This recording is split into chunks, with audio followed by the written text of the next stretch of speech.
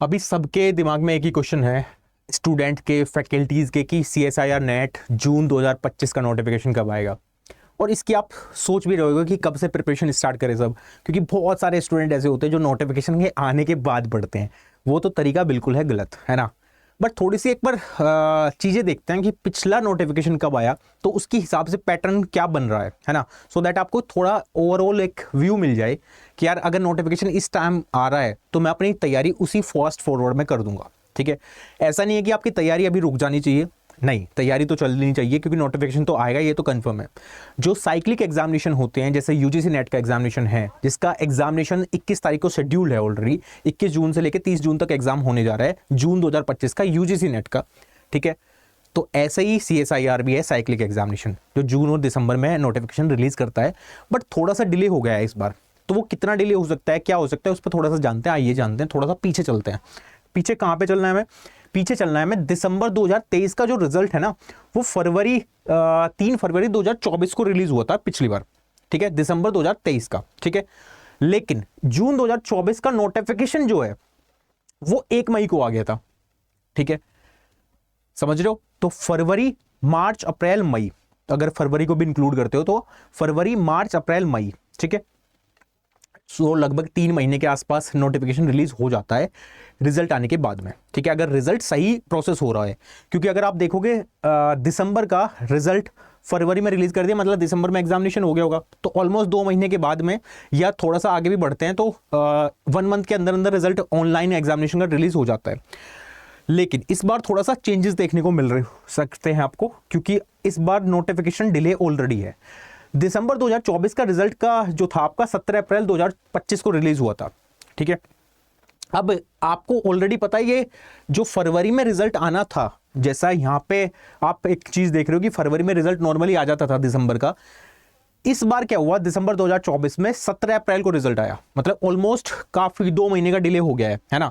तो अब जून पे क्या इफेक्ट पड़ने वाला है? अब देखो, जून का एग्जामिनेशन मोस्ट प्रोबेबली जून में ना होकर वो जुलाई में शिफ्ट हो सकता है ना। ये यहां से प्रेडिक्शन हमने गेन कर ली है। ठीक है, अब ये प्रेडिक्शन के बेसिस पे अगर आप थोड़ा सा देखोगे तो CSIR नेट जून 2025 का नोटिफिकेशन मोस्ट प्रोबेबली, अगर वो फास्ट फॉरवर्ड करते भी हैं, तो या तो मई के लास्ट वीक या मोस्ट प्रोबेबली जून में आपको देखने को मिल सकता है, और जून में भी फर्स्ट वीक में देखने को मिल सकता है। हो सकता है जून में अगर नोटिफिकेशन आता है 1 जून को, है ना, या फर्स्ट वीक में जून के आ जाता है, तो उस से लगभग 20 से 30 दिन का तो गैप फॉर्म फिलिंग में आता ही है नॉर्मली, है ना। तो 30 दिन का गैप एक बार मान के चलते हैं कि 30 दिन के अंदर अंदर आप फॉर्म फिलिंग एप्लीकेशन जो है वो फिल कर दोगे, फॉर्म फिल कर दोगे अपना, तो मोस्ट प्रोबेबली फिर एग्जामिनेशन जुलाई में शेड्यूल हो सकता है। ठीक है, बट नोटिफिकेशन जून में आने की प्रोबेबिलिटी हाई चांसेस रहेंगे, है ना, बिकॉज थोड़ा इधर उधर चीज़ें बिगड़ी होंगी तभी ये डिले हुआ है, बिकॉज रिजल्ट में डिले हो गया दिसंबर 2024 का, इस वजह से थोड़ा सा आगे प्रोसेस हो गया है, वरना ये अपने फास्ट ट्रैक पे रहता जो कि फरवरी वाला टाइम था इसका। ठीक है, तो इस हिसाब से अगर हम देखें तो मेरा जो मानना है ना, जो आप नोटिफिकेशन का बार बार पूछते रहते हो मेरे से, वो आपका फर्स्ट वीक ऑफ जून में हो सकता है। तो प्लीज़ भी फोकस, अभी आप पढ़ाई मत छोड़ना, पहली बात ये है, क्योंकि एग्जामिनेशन का जो लेवल है वो धीरे धीरे बढ़ता है ना, इन टर्म्स ऑफ, क्योंकि नंबर ऑफ एप्लीकेशन हर साल बढ़ रहे हैं, है ना। और जितने स्टूडेंट पहले अपेयर करते थे अब उतने स्टूडेंट नहीं है, उससे इंक्रीज हो रहे हैं हर साल, हर साइकिल में इंक्रीज हो रहे हैं।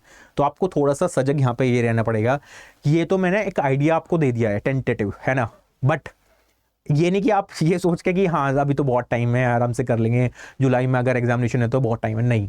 आप अपनी तैयारी को फास्ट फॉरवर्ड रखो, बिकॉज पार्ट ए जो कि मैं पढ़ाता हूँ आपको, है ना, जनरल एप्टीट्यूड, सुबह डेली बेसिस पे आपको क्लास भी लेता हूँ मैं 11 बजे, है ना, आपके चैनल पर CSIR नेट अड्डा 24/7 पर। इस चैनल को सब्सक्राइब करके आप, और 11 बजे वाली जो क्लास है जनरल एप्टीट्यूड की, चाहे आप किसी भी साइंसेस के हो, किसी भी ब्रांच के हो, doesn't matter, because part A तो सब में कॉमन आएगा, और पार्ट ए को आपको अच्छा करना पड़ेगा, जिस वजह से आपका JRF वाला जो आप टारगेट सोच रहे हो वो अचीव हो पाए। ठीक है, तो जो मैंने एक प्रेडिक्शन दे दी है, इस प्रेडिक्शन को थोड़ा सा समझ के, है ना, बट पढ़ाई को एक कंटिन्यूटी के साथ रखो, और क्लास में मिलो मेरे से, और वहाँ पे चीज़ें सीखो कि कैसे मैथ्स के क्वेश्चन को इजी करते हैं। बड़े बड़े जो क्वेश्चन आते हैं आपके, जो आप छोड़ने की प्रोबेबिलिटी रखते हो, यार छोड़ देते हैं इसको तो छोड़ो, पार्ट ए ही वो है जो आपका सिलेक्शन दिलाएगा एग्जामिनेशन में, है ना।